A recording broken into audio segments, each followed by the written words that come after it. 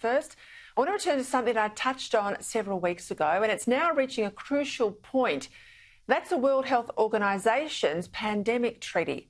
Australia, along with 194 member states, are set to take part in the World Health Assembly, which kicks off on the 27th of May, so that's Monday. At the meeting, there will be a vote on two contentious yet widely underreported measures.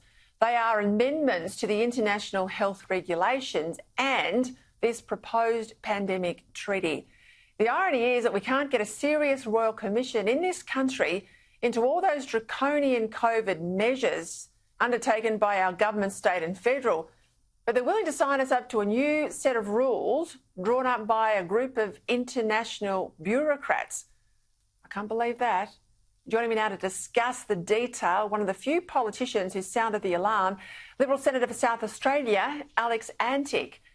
Alex, I've mentioned how underreported this is. It's not underreported if we look at your speeches in the Parliament, the media you have done. You have been indefatigable. You've managed to bring together a group of around 14 cross-party parliamentarians. You're trying to get the government not to sign us up to this treaty. Update us on that, but give us a sense of what your biggest concerns are here. Yeah, well, thanks, Peter. And look, thank you for raising the alarm in the orbit of the mainstream media as well, because you're absolutely right. This has been entirely underreported. You know, it seems the domestic mainstream media are fascinated by matters of relative trivia, while the big show is playing out above us at global level. So that is a very important thing. And I've been trying to do the same thing. It's a critical moment because what we're seeing now is effectively a globalist health power grab. I've been calling it a coup d'etat, and that is really what we are looking at here. This is the World Health Organization, which is a UN body under the guise of the World Health Assembly. Australia is one of those 194 member states that is proposing a brand new pandemic treaty. It's been called a number of things, but that's the general name, and 300 amendments to the international health regulations, which in short, and they are very complicated documents, but in short would give the Director General of the World Health Organization the ability to unilaterally declare an emergency, so a pandemic emergency, and fast-track pandemic-related products. And we know how that worked out last time. So this is, and that is the very tip of the iceberg, I must say. This is a very, very significant moment. Australia will ultimately have legal obligations at international law if this is to be ratified.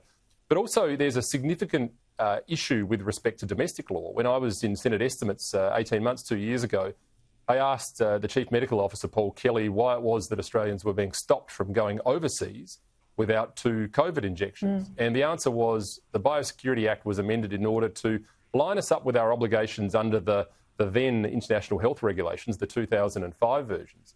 And so you can see how, if this is ultimately ratified, there's no real limit to the obligations that will be put on the Australian Parliament to legislate to keep their obligations alive under that international health instrument. So this is a very, very significant moment.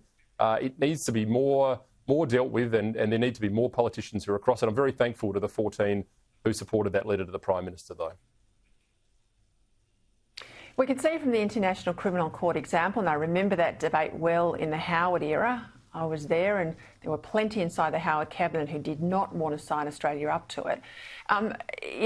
Trust us, it'll be fine. It will never have an impact on a democratic state. That's what they tell you. And of course, now we are 15 years on, and you can see what's happening here with Israel.